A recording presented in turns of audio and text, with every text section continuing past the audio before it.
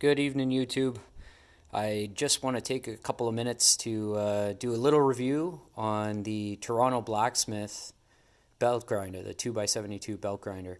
There wasn't a video up about it when I was doing research on what I wanted to go with, so I'm putting one up myself.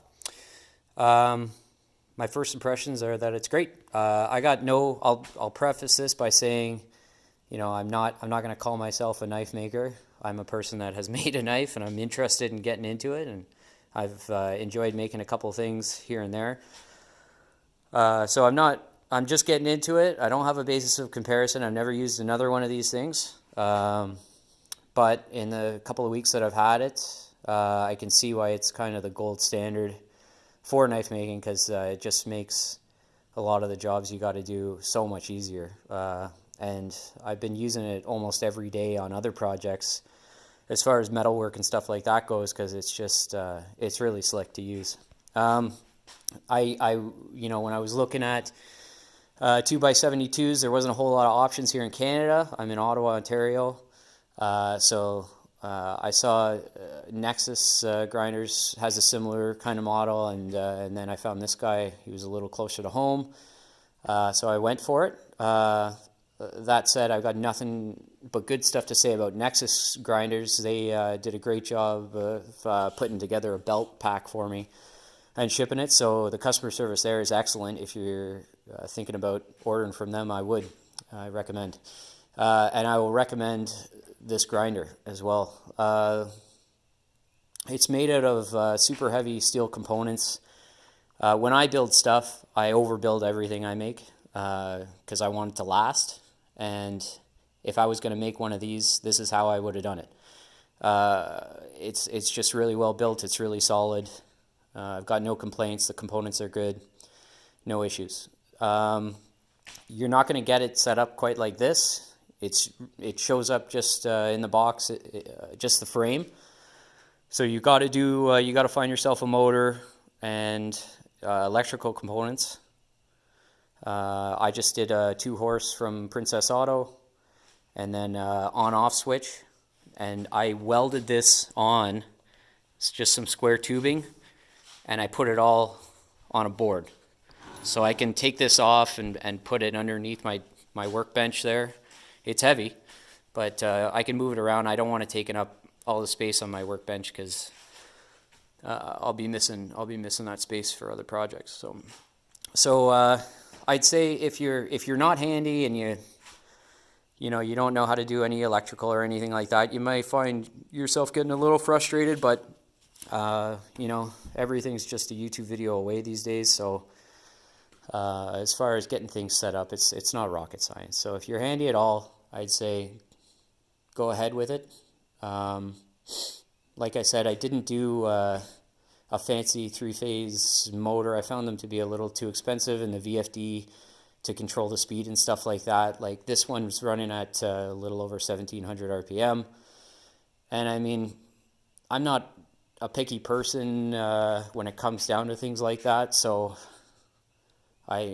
so far so good. I've been running it, and just at the speed it drives, it takes off as much material as I need, and if I wanted to take off less, then I just put on a finer grit belt. A couple of things that I really like about it. I mean, it comes with a tool rest. That's great. It comes with a spark arrestor or deflector or whatever you want to call it. That's a really nice feature, because shit will fly right in your face if that's not there. So it's a feature that I really like about it. It has, I think it's a 4-inch drive wheel on it.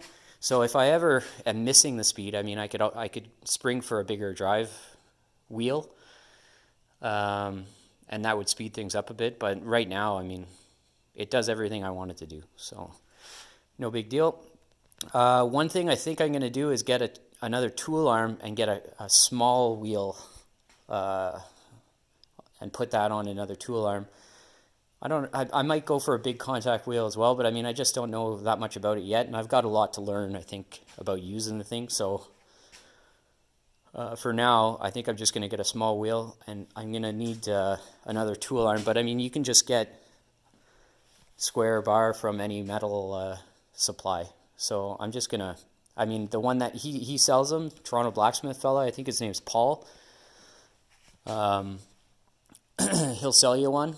I don't know if that one, the one it comes with, would be long enough because it's going to have to come out a little further for the small wheel. But anyway, keep that in mind. But it may work. The one he sells you may work for that too.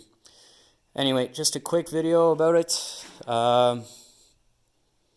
Yeah, it does everything it needs to do. I see a lot of people put the loonie on there when they're running it. I don't have a loonie on me, but I set that up.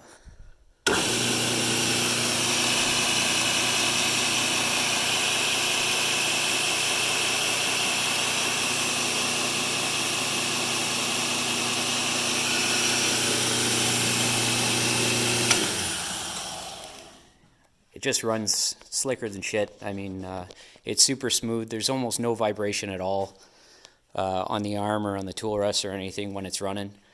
Now I've screwed it down to that board, so that probably helps a bit. The motor and the frame is screwed to the board, and then the motor's got that bracket. Paul from Toronto Blacksmith sells the bracket to mount the motor. You know, that's another thing you can make yourself if you can do metal work, which I could have, but honestly, for the $40 or whatever he charges for it, just buy the thing. I mean, it fits perfect. You're not going to be fighting anything, and yeah, it works great. So there you go. I've been using it for a couple of weeks, and you know, from what I can see, it's a great tool to have in the shop. And that's all, folks.